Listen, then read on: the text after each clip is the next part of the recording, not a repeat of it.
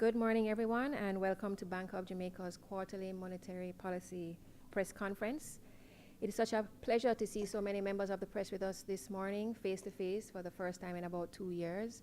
And of course, we also welcome those of you who have joined us online, and we thank you all for your support for the past year. We have with us this morning Governor Richard Biles, Senior Deputy Governor Dr. Wayne Robinson, and Deputy Governors Mrs. Natalie Haynes, Mr. Robert Stennett, and Dr. G.D. Lewis. As is customary, Governor Biles will speak to the bank's latest monetary policy decision in the context of the bank's outlook for inflation and the overall economy against the background of the economy's performance for the last quarter. This will be followed by the question and answer segment. Governor?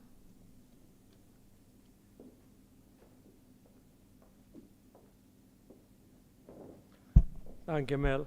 And could I join you in saying how happy I am that we can meet face to face.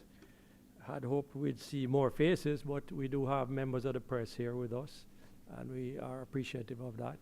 And we do have members online.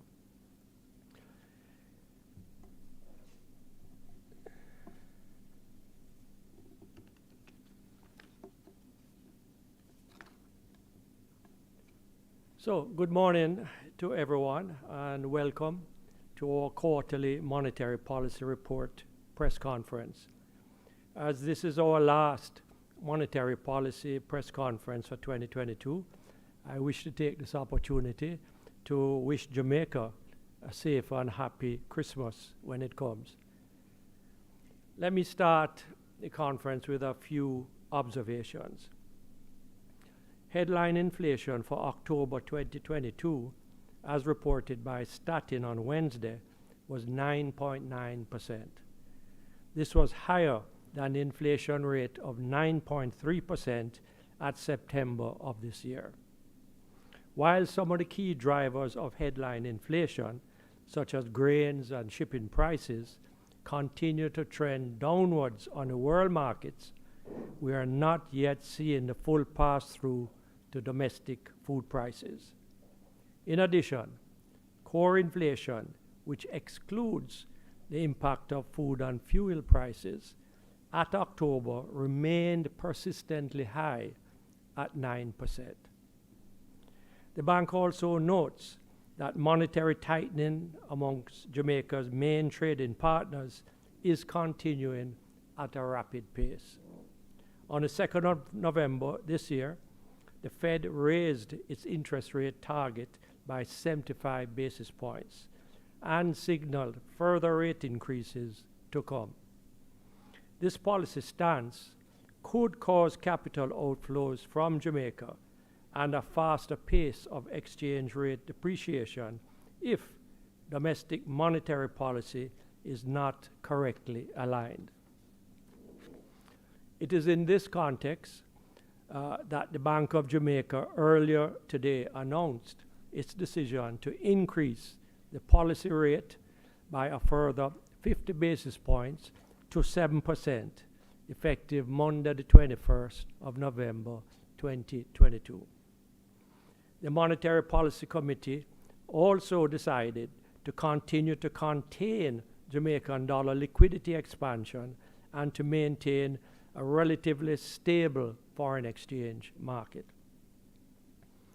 This latest decision has resulted in a cumulative increase of 650 basis points in the policy rate since October of 2021. Also, since then, while maintaining a flexible exchange rate, the bank has taken decisive actions in the foreign exchange market, including selling foreign exchange when necessary. Without these actions, imported inflation and hence final prices faced by consumers would have been much higher. The bank's strong international reserves reinforces its ability to support the foreign exchange market as needed. The bank's policy actions were expected to cause interest rates on deposits and loans to rise further, making savings in Jamaican dollars more attractive relative to foreign currency assets and borrowing in Jamaican dollars more expensive. They are consequently expected to help to reduce the demand for foreign currency, underpinning a more stable exchange rate and hence lower inflation.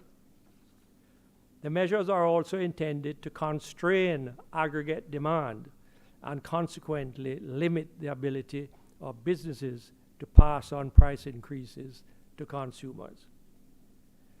Whilst there have been some increases in deposit and loan rates, the bank anticipates further increases in response to this policy signal. 12 months into the tightening cycle, and now at a policy rate of 7%, the bank judges that it is appropriate to pause any further policy rate increases and to watch its pass-through effect to deposit and loan rates. This pause is also conditional on seeing more pass-through of international commodity price reductions to domestic prices, and on the Fed not exceeding their stated rate increase target for 2022. Let me now go into some details about the outlook for inflation and the economy. Over the remainder of this calendar year, November, December, assuming no additional shocks, the bank forecasts that inflation will continue to fluctuate between 9.5% and 10.5%. Consistent with consensus forecasts for a fall in commodity prices and the bank's overall monetary policy stance, inflation is projected to decline from these levels in early 2023 and to fall within the 4 to 6% target range by December of 2023. The forecast assumes that the public's expectation for future inflation will also continue to fall. The risks to inflation, the forecasts that I've just mentioned, are assessed to be balanced, which means that the actual inflation could be in line with the forecast. The factors that could cause higher inflation include further supply chain disruptions and a spike in oil prices. On the downside, weaker than expected global growth could negatively impact domestic demand and imported inflation. Let me turn to the Jamaican economy for a few remarks. The Jamaican economy continues to perform creditably. The unemployment rate at July 2022 is 6.6%, which is lower by 1.9% to the corresponding number for the quarter of last year. In addition, there are signs that the economy has continued to expand for the September 2022 quarter, and the December 22 quarter to date. For fiscal 2023, the bank still projects real GDP growth in a range of 2.5% to 4.5%, following on growth of 8.2% for the financial year just ended March 22. The bank expects that GDP growth will continue to be driven by the services industry, particularly tourism, which has been recovering at a rapid pace. There has also been some buoyancy in the agricultural sector, which is expected to continue as the tourism sector recovers and weather conditions improve. The forecasted growth also reflects the recent resumption of production at the Jamalco alumina plant. GDP growth for financial year 23-24 is projected to moderate further as income growth amongst Jamaica's main trading partners normalizes to pre-COVID rates. The risks to the growth forecasts are skewed to the downside. Growth in tourist arrivals and related activities could be adversely affected by headwinds to global growth. These headwinds include a deepening of geopolitical tensions and the continuation of synchronized tightening of financial conditions among Jamaica's major trading partners. Finally, there is a risk that domestic consumer spending could be adversely affected by the high domestic inflation. Let me turn to some other developments. The foreign exchange market has remained relatively stable, reflecting in part the actions taken by the bank in response to the higher than targeted inflation. For the fiscal year to the 11th of November 2022, the exchange rate depreciated by 0.5%. Let me say that again. For the fiscal year to November 11, the exchange rate depreciated by 0.5%, significantly lower than the 6.7% depreciation recorded over the same period of the previous fiscal year. The central bank in this context sold $396.1 million via its BFIXit facility over the period, complemented by sales of $442.7 million to selected public enterprises, including Petrojam. Notwithstanding these sales, the bank net purchased from the market over this period $521.6 million. At the 11th of November 2022, Jamaica's gross international reserves remain substantial at approximately US $4.3 billion. The bank projects that the gross reserves will continue to remain adequate in the medium term. In a context where macro fiscal risks have risen over the past 6 to 9 months, the domestic financial system remains resilient. Deposit-taking institutions' balance sheets have remained adequately capitalized and in compliance with prudent liquidity standards. Growth in DTI loans and advances to the private sector has started to pick up in the September 22 quarter relative to the previous quarter. The quality of DTI's loan portfolio remains stable, with the ratio of non-performing loans to gross loans showing improvement when compared to a year earlier. Ladies and gentlemen, let me conclude.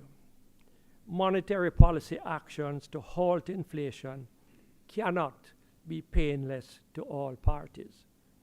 However, the greatest pain of all is the impact of inflation on the ability of the working population to afford the basic necessities of food, transportation, and housing. In this regard, I wish to reaffirm Bank of Jamaica's commitment to doing all that it can to control inflation. The bank will continue to closely monitor global and domestic economic data with an expectation that we will see more effects of our policies in the coming months. Thank you, and I'll take some questions now. Thank you, Governor. Ladies and gentlemen, as the Governor stated, the floor is now open for your questions. For those of you who are online, kindly use the raise your hand feature to indicate that you wish to ask a question. And for those who are in person, can you also raise your hand? Al, you look like you're ready. Yes. Hello, good morning, Governor. How do you do? Good. Governor, the Bank of Jamaica has done a pretty good job of putting a brace on foreign exchange, but you mentioned headwinds, but traditionally at the Christmas season there's more demand for US dollars. What do you see? What do you see in this period?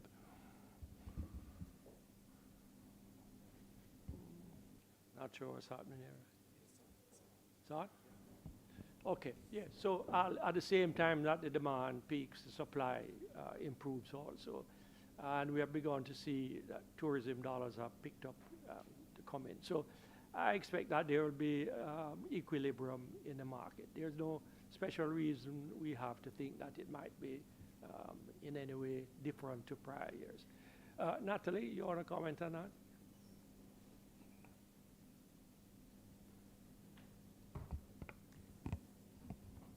Good morning.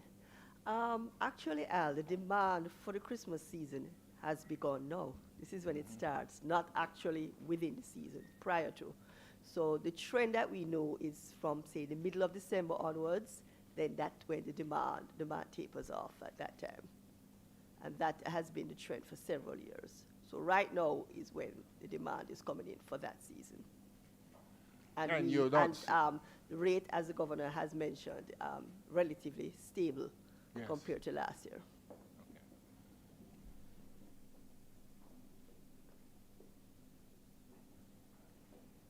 Thank you, Al. Are there any other questions? Sure, Javon Keys, Television Jamaica. My question, Mr. Biles, is in the context of many global analysts are expecting, especially in the Eurozone, for instance, and possibly Asia, recession. And locally, we've been consistent in saying that our outlook is still not an expectation for recession. Does that still hold going into 2023?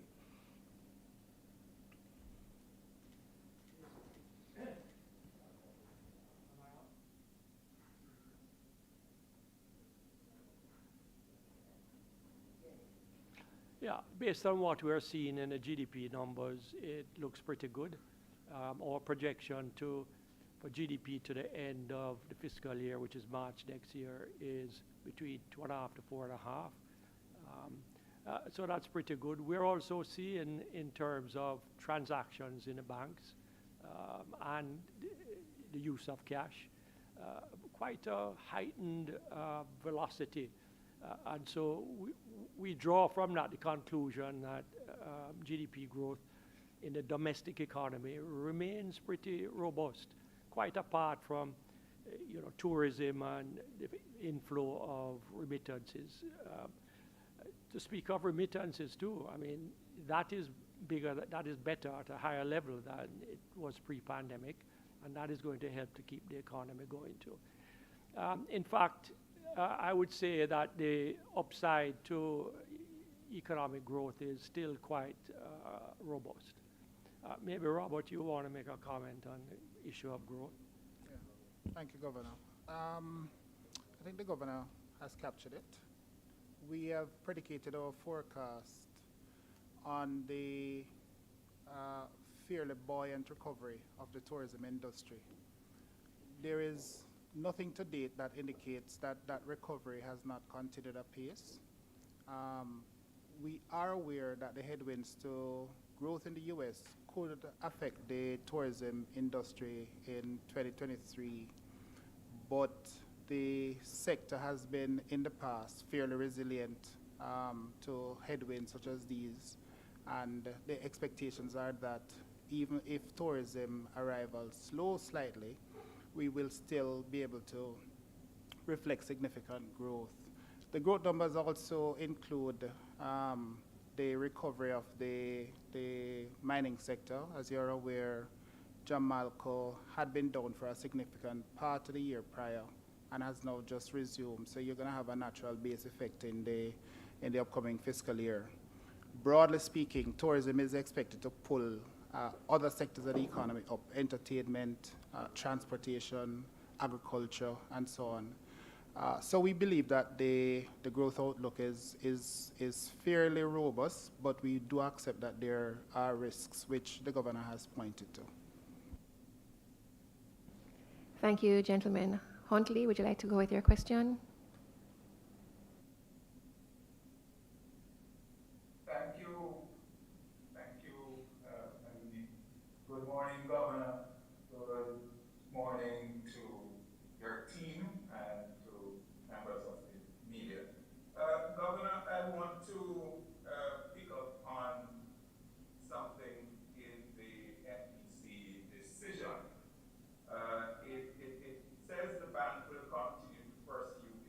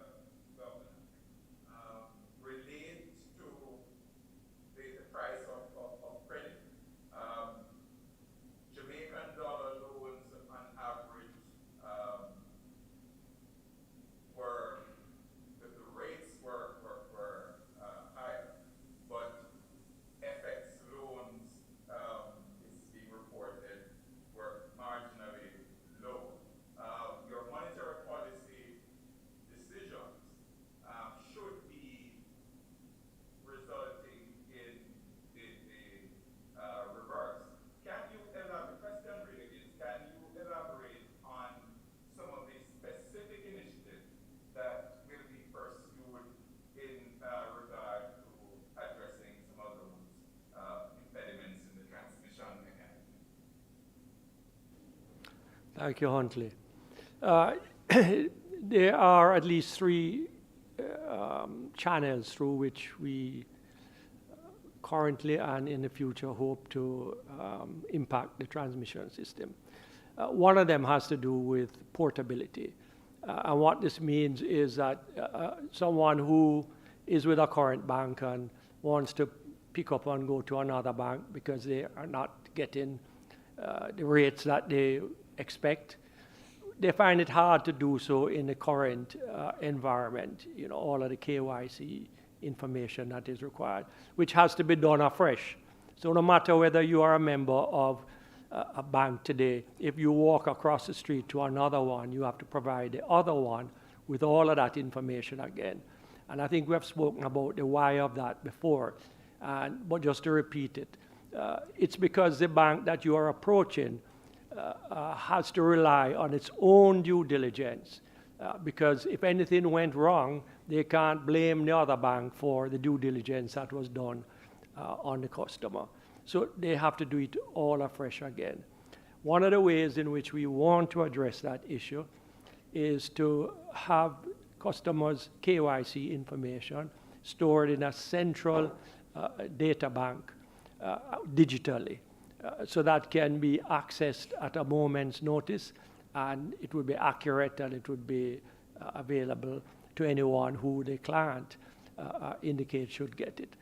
That is a medium-term objective. I have to admit that. It's not something that we're going to get done this month, next year, and it is going to take the full cooperation of all of the commercial banks. The other thing, though, that we find that is very useful is just discussion, just to have constant dialogue with the banks about many and several issues, but that one is also one, which is, you know, response to the signals that we are giving. The banks and the commercial banks and the Bank of Jamaica have a good relationship.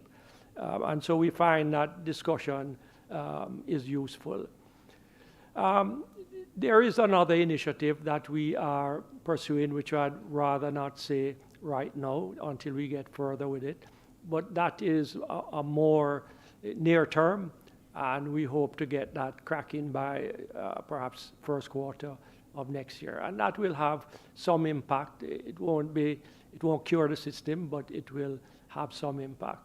But let me say again, you know, just discussion with the banks, openness, transparency, making them know what we are trying to achieve and why we're trying to achieve it, goes a long way.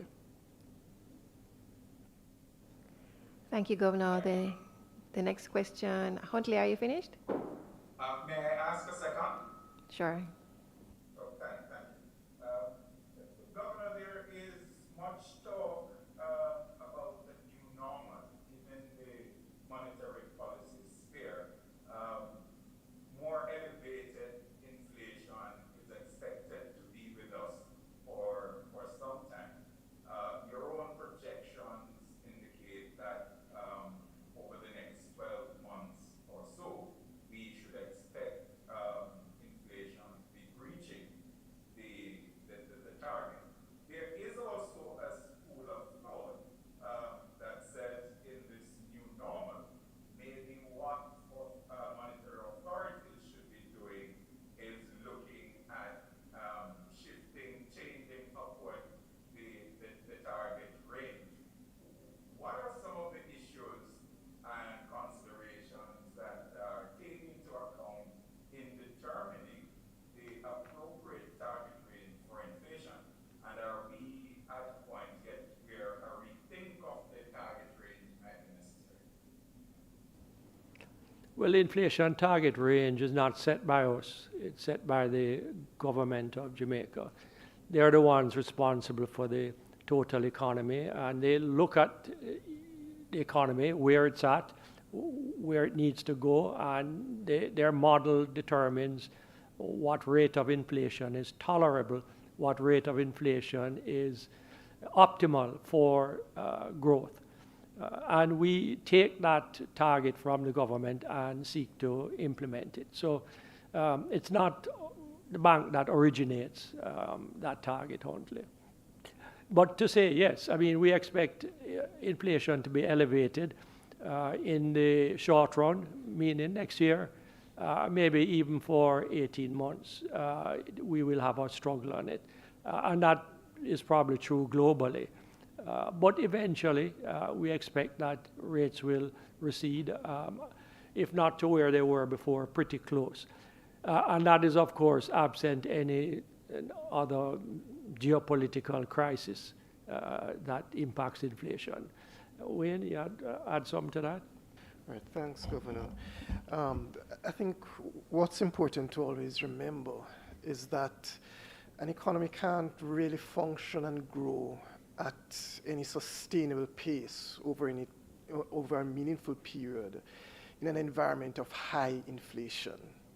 And therefore, that's why every central bank is now focused on trying to get the inflation rate back down rather than trying to raise their inflation target.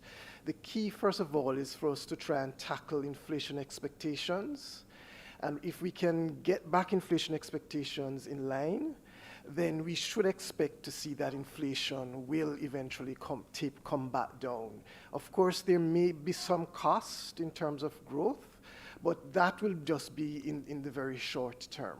So rather than at this point seeking to change an inflation target, the best focus is to try to get back inflation to its original target. Thank you, gentlemen. Do you have anything further, Huntley? Thank you. I leave it there. I will come back with one or two. All right, thank you. Dr. Gordon, could you please identify the organization that you represent and ask your question? Hi, morning on National Commercial Bank. Morning, Governor Myers, Deputy Governor Robinson, Deputy Governor Kenny Odd.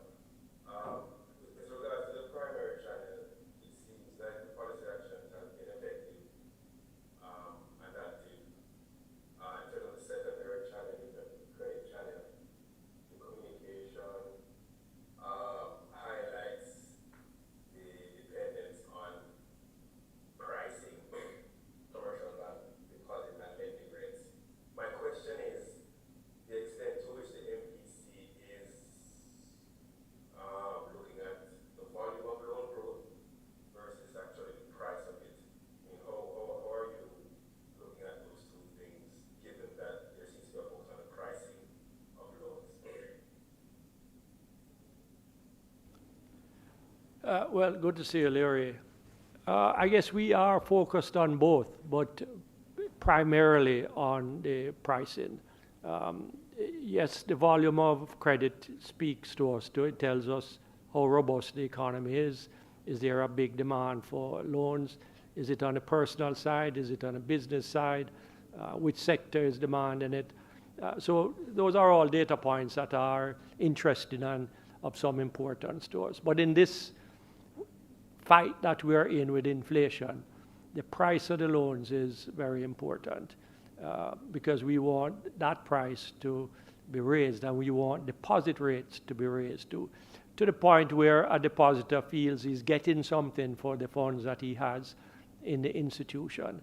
And the truth is that the more sophisticated depositors or the larger depositors have been getting more. When we look at term rates, they have tracked the policy rate, if not exactly, pretty closely, and certainly on the same trend as the policy rate. But it's down in the savings rates and the current accounts that we are not seeing as much movement as we'd like to see.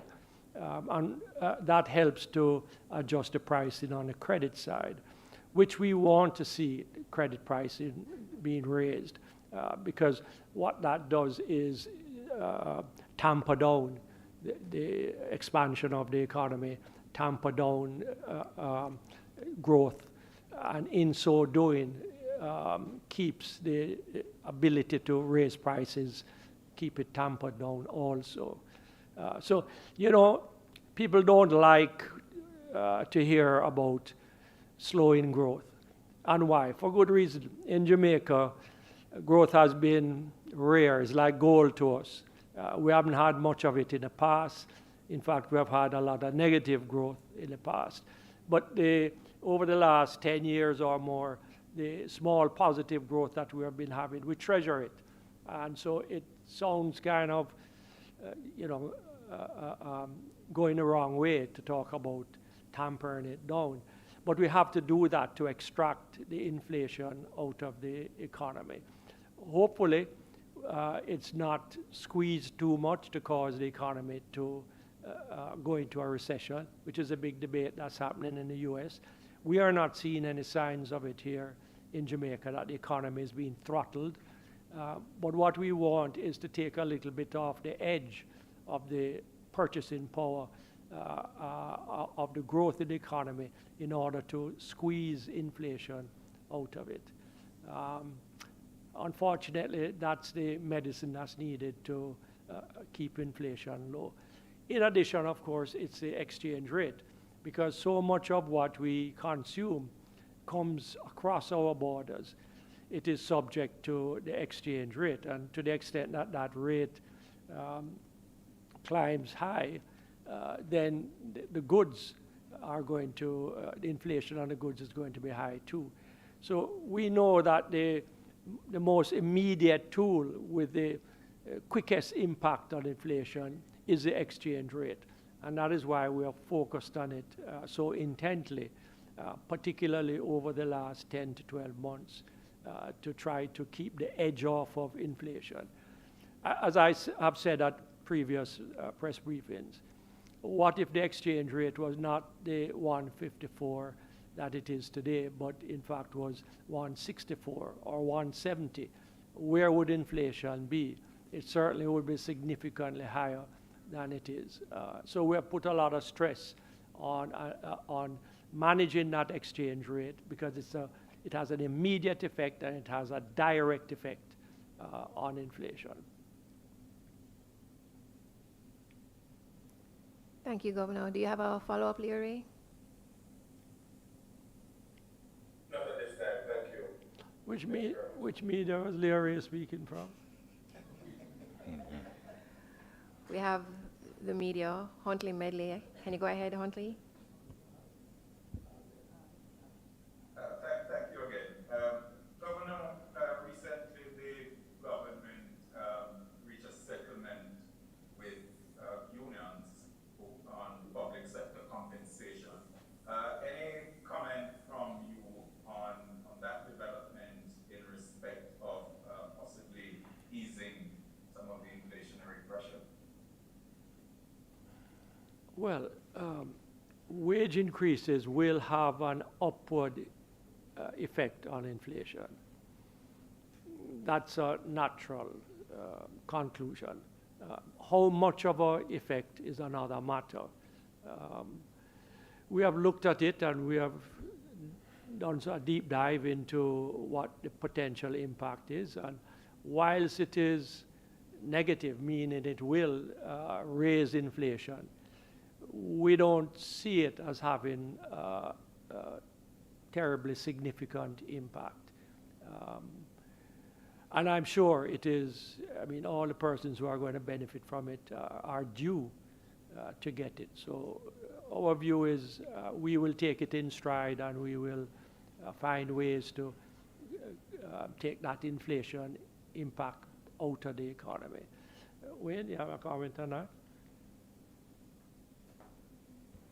Yeah, I mean, as the governor says, that adjustment in and of itself may not have a significant impact. So we have to watch to see what other aspects, other areas of the labor market is doing.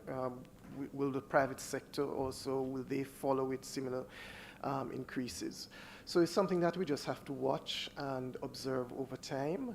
And as the incoming data would guide us, we'll then adjust our forecasts and our policy action. Thank you, gentlemen. Al? Thank you. May I ask another? Sure, go ahead. Okay. The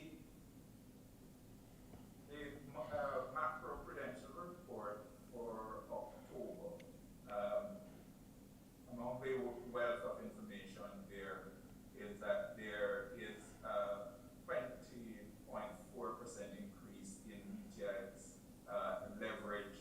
There's marginal increase in the interconnectivity and counterparty risks and so on. I know that against the background of many of the financial companies reporting volatility, as we have observed in particularly the bond market and how that affects their risk profile and so on. Does the central bank have any concerns in this regard? I make a few comments and then ask Dr. Lewis to comment on it further. So what has happened is that the bond markets, both for US dollar denominated bonds as well as Jamaican dollar bonds, those prices have fallen and the yields have risen. And the impact of that on the balance sheets of the financial institutions or anybody, individual or company that owns those bonds, is that their mark-to-market value has fallen. It happens that in financial institutions, they have to take those mark-to-market reductions to their profit and loss accounts. They can't just leave it hanging out there in the balance sheet. They have to take it to the profit and loss account. So even though they may not be selling the bonds, they have to recognize that the bonds are worth less today. Of course, going forward, as inflation abates and the rates on the, for bonds fall, interest rates fall, they will recoup those losses. So if they hold the bonds, they are very likely to find that those losses come back as profits to them later on. So I think that is a major reason why some of the institutions have said, out of caution, we will not declare dividends. We are going to be more careful about how we husband our cash. Dr. Lewis?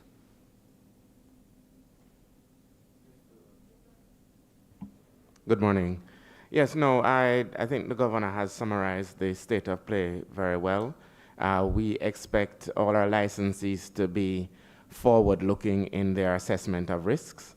And what has really happened is that in the financial system, risks have migrated from credit risk early in the pandemic, where you had a sudden stop of economic activity and therefore impairing how borrowers could repay their loans. Now we have a transition of risk to market risk. And this is broadly in the context of globally economies trying to fight the same thing we're trying to fight, which is inflation, and having to respond by increasing their interest rates. So far, financial institutions have been very prudent. They're doing what we expect them to do, which is to take the buffer profits that they've made in previous periods and use that to bolster their capital. And instead of paying out dividends, to ensure that they have enough in their storehouses to deal with the headwinds that are ahead. So we're observing very carefully, and so far we're comfortable with the actions that they're taking in their own best interest. Thank you. Indeed, I'd say it's quite mature of them to be taking these decisions. I think that over the years, especially I'd say mid-90s coming forward, our financial institutions have not only matured but also strengthened their capital, strengthened their risk management and compliance. And as a result of that, they are automatically taking these prudent decisions without the supervisor coming in and saying, guys, your capital is too low, you can't pay a dividend. They are themselves making these assessments, and it speaks to the growth in the maturity of the financial sector. Thank you. And thank you, gentlemen. Al, please go ahead. Oh, yes. Governor, both yourself and Dr. Lewis made a really good point. You beat me to it. But when you do look at the fair value losses and mark to market, is it a way that that should be explained to shareholders that, look, you know, given the current paradigm, yes, you may take a hit now, but you will make it back at the back end. Is that something you think that should be really explained? I mean, I thought you both explained it succinctly, but there is an outcry right now. We want dividends and so forth. But should that be explained? Yes, I think so. I mean, any responsible company has an obligation to shareholders to explain what their results are, and that explanation applies right across the market to everybody. So I don't think any institution should be shy about telling their shareholders what is the situation. Governor, I've got another question for you. If you go back for the last year or so, the BOJ and yourself in particular have been taking some hits in regard to the measures you've taken to stem inflation. Can you say where the currency would be if you hadn't taken the measures? And have you ever considered doing a model that shows if you didn't take the measures, where we'd be today? Just a model. I saw, for instance, that Jeremy Hunt did a model, but something similar to that. Where would we be today?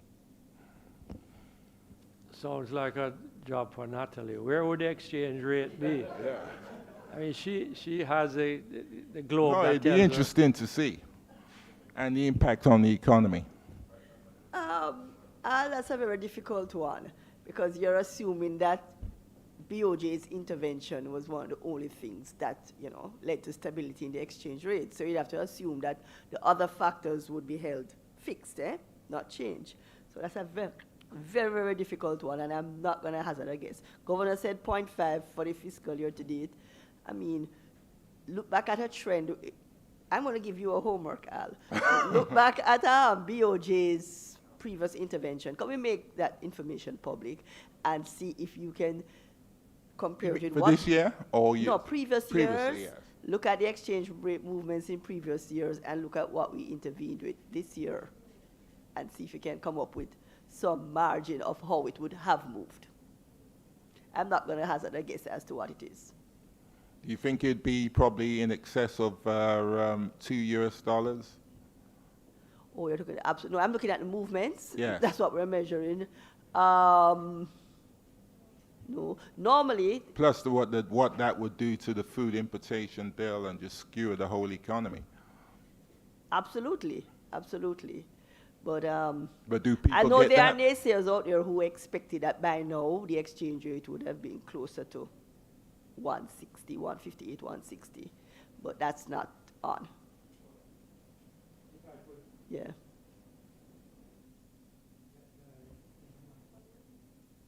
Okay, so Al, one of the kind of wild cards in doing that assessment is this. When you go into a pandemic and you come out of that pandemic and you go into an environment of high inflation and you are in a fragile, open, small economy, one thing that is crucial is confidence. Because even when you look back on what the data was and you know how the exchange rate has moved, if there was no confidence in how the economy was being managed as a whole, then you would find that enter into the equation panic, and panic feeds on itself. So if we even said it would be 10% higher, that's 170. But what if there was panic? It wouldn't be 170, it could be 180, 190. So the point I'm making is that it's a difficult question to answer, except to say, in a situation of crisis, sound management and performance is very important to instill confidence and to keep whatever negative effect may come at a minimum.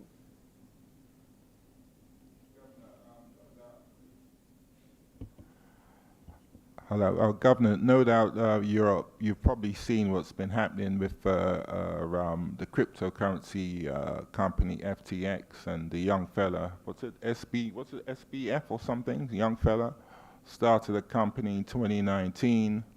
2 years later, it's valued at 20 billion. He's saying there's no need for regulations. Now you've got eyes up to the wazoo in Bahamas, Antigua. Do you think that this will bring unwarranted scrutiny on Jamaican and Caribbean financial institutions?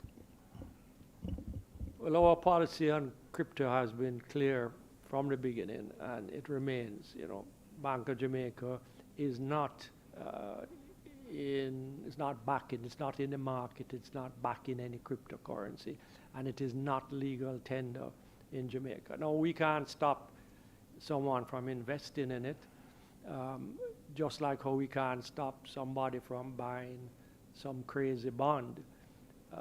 So that's an individual decision, but institutionally and from the point of view of the central bank, we are not in the cryptocurrency business.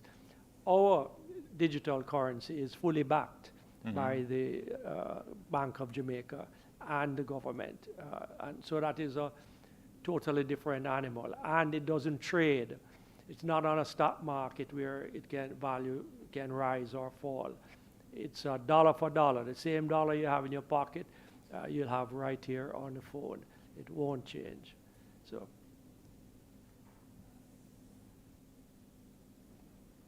Thank you, Governor. We have another question from Huntley. Thank you again. Governor, if I may take you and your team of monetary policy for a moment, I want to ask, this question is probably in about 3 parts, on microcredit and the microcredit licensing. Recently, earlier this month, in fact, you had put out information of the licensing of, I believe it was 5 entities. Those names are known. The first part of the question, I wanted to know if since then, there have been over 100 applicants, since then there have been other approvals. And I asked that question in the context that we have seen advertisements, for example, from entities outside of those 5 small loan, micro loan entities outside, or individuals outside of those 5. The second part to the question is about enforcement. What are the actions that the bank will or can take in this case where unapproved, unlicensed individuals and entities are putting out advertisements offering microloans? And the third part, final part of the question, the code of conduct for the sector. I believe that must be developed by another entity, Consumer Affairs Commission. Any indication on whether that code of conduct is ready and in place? And really, shouldn't that also have been a responsibility of the regulator? Yeah, so as you say, we have been licensing a number of the micro institutions. It's a lot of them, over 100 and how much today? Around 180. 18, over 100, about 118 of them. Yes, we have only gone maybe, I think, about 9 or 10. But the aim is to achieve 50% of the total assets of that industry by December. So we're doing a mix of the large and the small, with the aim of, by the end of December, covering half of the industry by way of asset value. Right? I'm going to ask Jide if he can speak on the question of if you are not yet licensed, can you continue to do business, as well as the issue of enforcement? Thank you, Governor. So just to point out that the government approved and passed the legislation in July of 2021 and gave a 12-month period of transition for existing operators to apply to the Bank of Jamaica for a license. And so having passed that July 30, 2022 threshold, what we have indicated is if you are an existing player in the space and you have applied to the bank and the bank has acknowledged your application, that you can continue to do business. And we have indicated and written forbearance letters to those individuals. And that's simply from a pragmatic perspective. There's no intention to disrupt ordinary business activity in the sector as we migrate from an unregulated space to a regulated space. So that's a pragmatic decision. What we have also made clear is that if you are a new player in the sector and you have made your application to the bank, even after that application is acknowledged, you're required to desist from advertising or offering your services to the space. And we have issued letters in the public press, essentially indicating to persons that if they are found to be conducting business in that sector without being licensed, then the prosecutions will follow. And the fines are very clear in the Microcredit Act. If you are caught, the fine is 3 million Jamaican dollars and or 6 months imprisonment. And so we really believe that it is in everyone's interest to work with the process and to provide the information. Well, first apply and then provide the information necessary for us to do our due diligence and carry those applications through the process. In relation to the code of conduct, this is a matter that is firmly in the remit of the Consumer Affairs Commission. We will, of course, be supporting and reviewing whatever drafts are produced. And as is typical, we also consult with the industry. So it won't be something that is being worked on in the back room and just rolled out. So there will be a consultative process with the industry and with the players so that the rules of engagement, so far as the market conduct related matters are concerned, are implemented smoothly. Can't give a timeline for that though. Okay, well, that's one. Thank you. Dr. Lewis, that's a very prudent approach, but there is a proliferation of these institutions. And when you talk to them, and you do talk to them, a lot of them say, well, why should we be regulated? What was it? We want to break the wheel of the traditional financial institutions. We want to do whatever we want to do, which is what the young fella said with in Bahamas, right? And you're seeing this coming into the landscape. So I think maybe there needs to be a better public relations, or people need to understand the importance of regulation. I think what you did was very equitable and prudent, but it's getting the message across to them that this is why you're doing it. They have a period of grace, but they need to understand the fundamentals of regulation. Yeah, so we appreciate that coming out of an unregulated space into a regulated space is a fairly large transition for many businesses that are not used to having to treat with a regulator, meet certain requirements. But I think in the medium to long run, I believe that it will be a win-win situation, because what it really basically means is that there is an additional party that can vouch that these entities are operating above board. They're providing the services that the public wants. There is redress where there's dissatisfaction from members of the public. So I think there's a win-win for all the players. And we have been reaching out in terms of sensitization sessions.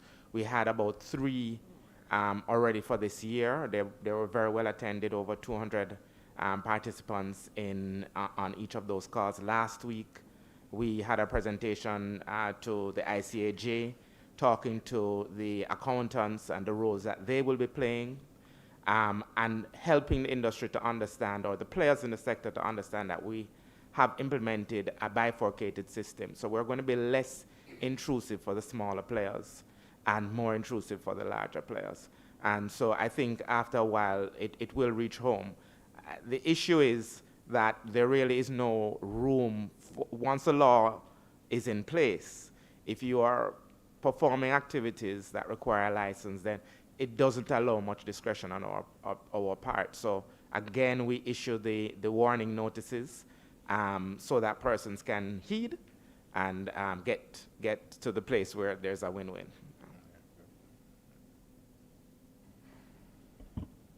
Thank you. The final question goes to Josimar Scott from The Observer, who asks...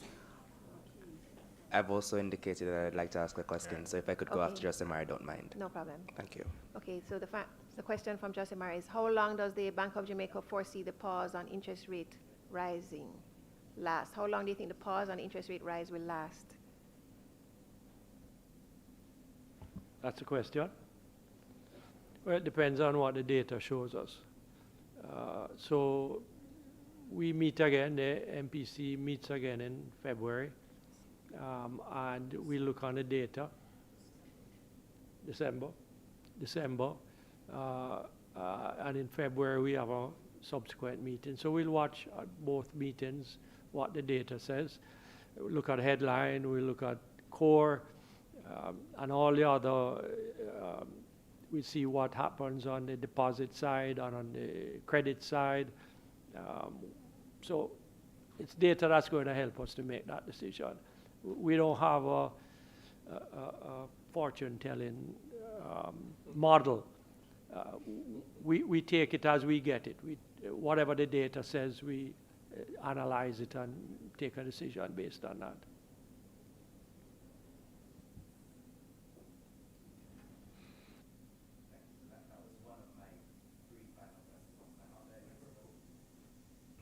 Thank you so much. That was one of my 3 final questions. My question is a follow-up to the one on the microcredit institutions. Could you share the 4 additional institutions that have been approved since the last time you put out a release regarding the other 5? Okay, no, so that's a correction. So we have licensed 5 so far, and I would say stay tuned and keep monitoring our website, because as soon as we license, we update the website with the name. So once you have an updating mechanism, you'll see the new licenses. I got the impression that it was in addition to the 5 that were already announced. No.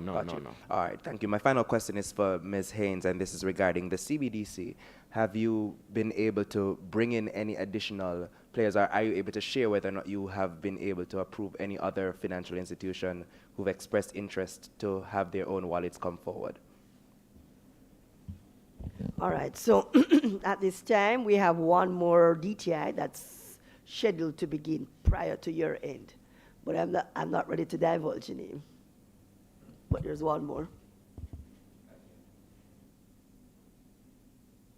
All right, thank you everyone for participating in the press conference, and I'd also like to thank the BOJ team that made it possible, Donald Batchelor, Edmarine Marsh and her team, and Glenroy Williams. Thank you everyone again. Have a good day.